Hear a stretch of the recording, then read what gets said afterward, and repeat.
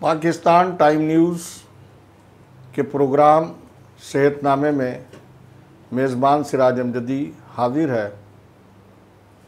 नाज़रीन, मुल्क में हस्ब इख्तिलाफ और वफाक की हुकूमत के माबैन जो कशीदा सूरत हाल है, उस कशीदा सूरत हाल के साथ साथ सेहत आम्मा और तिब्बी कॉलेजों के दाखिले के मसाइल कुछ ऐसे उभर कर सामने आए हैं कि उसमें भी साल रवा में तिब्बी कॉलेजों में दाखिले के ख्वाहिशमंद इंसाफ के लिए अदालत में चले गए हैं। इसकी तफसील कुछ यूँ है कि पहली बार वफाकी हुकूमत की जानिब से तिब्बी कॉलेजों में दाखिले के लिए दाखिला टेस्ट एक के बजाय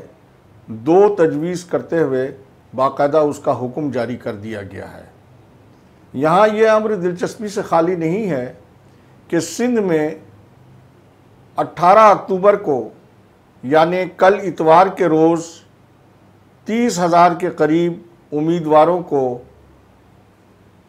हुकूमत सिंध के मेडिकल कॉलेजों में दाखिले के लिए दाखिला टेस्ट देना था, जिसका बाकायदा प्रोग्राम और शेड्यूल का ऐलान महकमा सेहत सिंध की जानिब से किया जा चुका था। लेकिन विफाक के हुक्म के बाद दाखिले के ख्वाहिशमंद उम्मीदवारों में से कुछ उम्मीदवारों ने सिंध हाई कोर्ट से रुजू किया और गुज़िश्ता कल जुमे के रोज़ सिंध हाई कोर्ट ने 18 अक्टूबर को सिंध में तिब्बी कॉलेजों में होने वाले दाखिलों को फौरी तौर के ऊपर मौखर करके जब तक इसका तफसीली फ़ैसला ना आ जाए तिब्बी कॉलेजों के दाखिलों को रोक दिया है। मैंने गुज़िश्ता हफ्ते भी आपको बताया था कि वफाकी महकमा सेहत में कोई मुकम्मिल वज़ीर नहीं है और उसके तमाम तर इख्तियारात जो हैं वो वज़ीर आज़म इमरान ख़ान ने अपने हाथ में रखे हुए हैं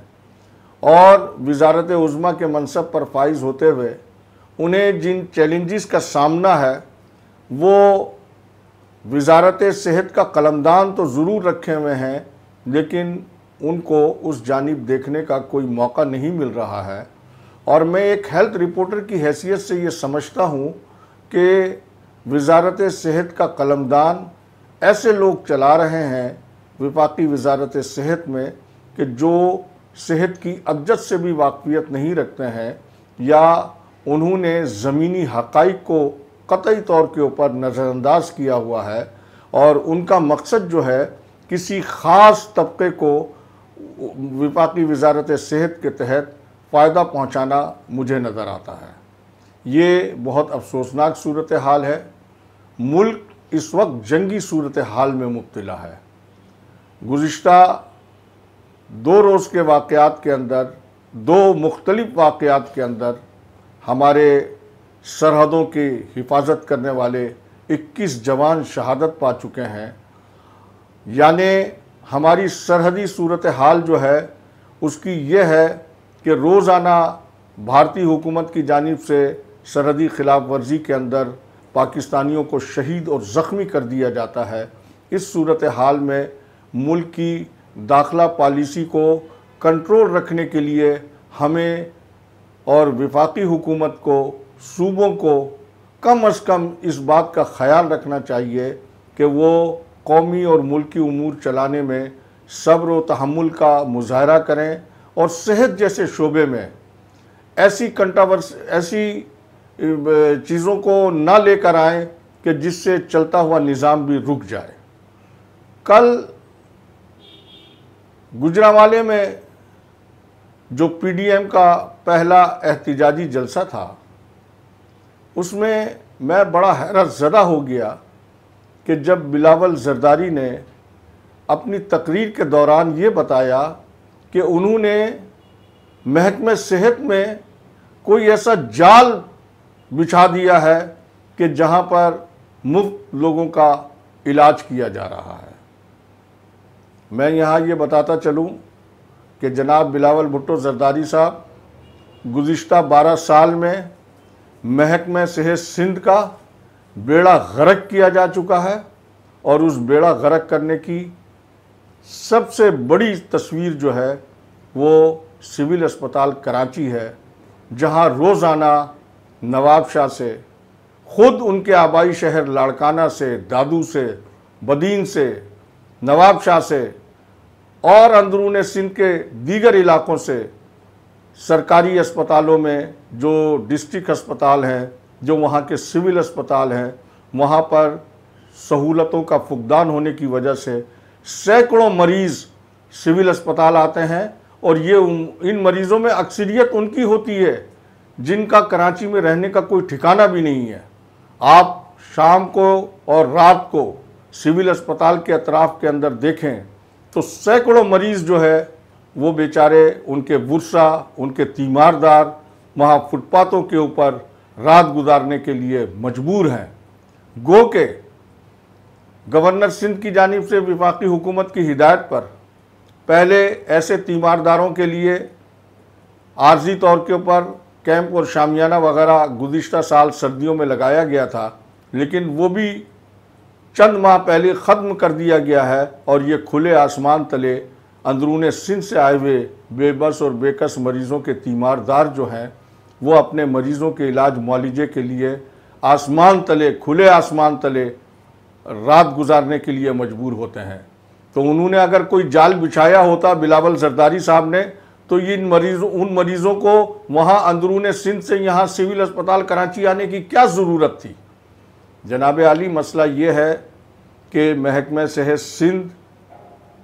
12 साल से पाकिस्तान पीपल्स पार्टी के पास है, जबकि सूबे सिंध समेत विफाक और तमाम सूबों में कोरोना रिस्क हेल्थ अलाउंस बंद हो जाने की वजह से तिब्बी, नीम तिब्बी अमला, नर्सिस सरापा एहतजाज हैं। ओपीडीज़ का बाइकाट चल रहा है और एक हफ्ता हो गया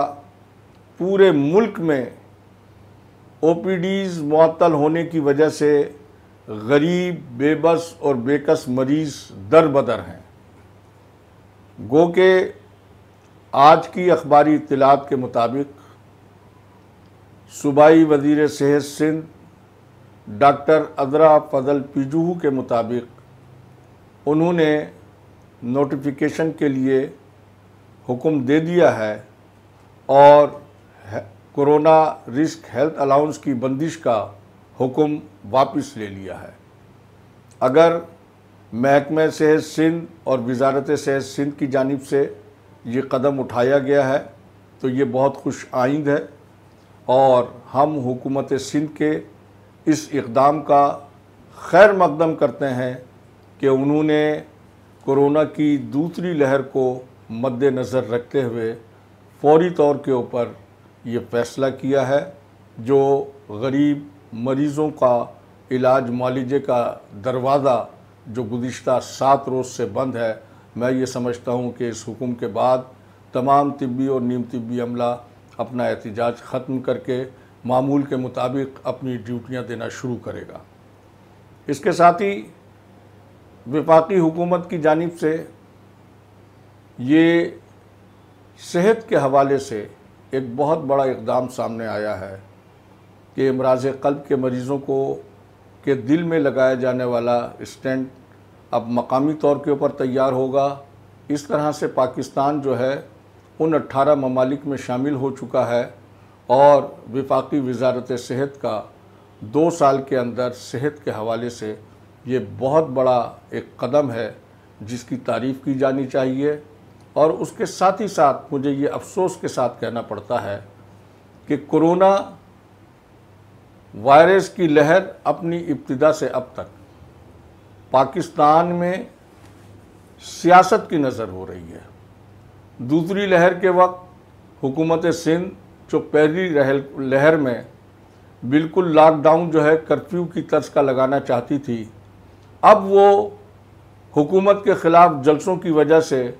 अपने उस मौक़िफ़ से हट गई है और वफाकी हुकूमत जो है कोरोना की नई लहर के पेश नज़र स्मार्ट लॉकडाउन के साथ इसमें कोरोना के हवाले से जो एहतियाती तदाबीर है उसके ऊपर अमल दरामद के हवाले से सख्ती के साथ काम करना चाहती है। और इसीलिए कल जो गुजरांवाला में हस्ब इख्तिलाफ का पावर शो था उसमें भी जो 14 नुकाती मुआहदा हुकूमत और हस्ब इख्तिलाफ के जलसे के मुंतज़मीन के माबैन तय पाया था, उसमें कोरोना की SOPs के लिए बड़ी शराइत, कड़ी शराइत रखी गई थी। लेकिन लोगों ने देखा कि जिस तरह से जलसे में कोरोना एहतियाती तदाबीर को की धज्जियाँ उड़ाई गईं, उसमें कायदीन भी शामिल थे और जलसे के अंदर शरीक होने वाले वो कारकुनान भी शामिल थे जिनका ताल्लुक़ मुख्तलिफ़ सियासी जमातों से था। मैं ये समझता हूँ कि कोरोना वायरस एक सीरियस और संजीदा मसला है। इसमें सियासत, अनानियत और ज़िद से बालातर होकर हमें और हमारी लीडरशिप को, ख़ास तौर से पॉलिटिकल लीडरशिप को, इस बात का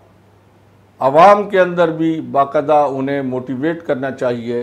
कि जो कोरोना वायरस की एहतियाती तदाबीर आलमी इदारे सेहत की जानिब से बताई गई हैं उनके ऊपर न सिर्फ वो ख़ुद अमल करें बल्कि अपने से वाबस्ता उन लोगों को जो उनकी जमातों से वाबस्ता है उनको भी उस अमल के लिए तैयार करें, आमादा करें। इसी में मुल्क और लोगों की बका है। ये कोई सियासी मसला नहीं है कि कोरोना वायरस को हम सियासी मसला बना लें और अपनी अना का मसला बना लें। इसके साथ ही मैं आइंदा हफ्ते तक के लिए आपसे इजाज़त चाहता हूँ। इंशाअल्लाह आइंदा हफ्ते सेहतनामे के हवाले से फिर आपसे मुलाकात होगी।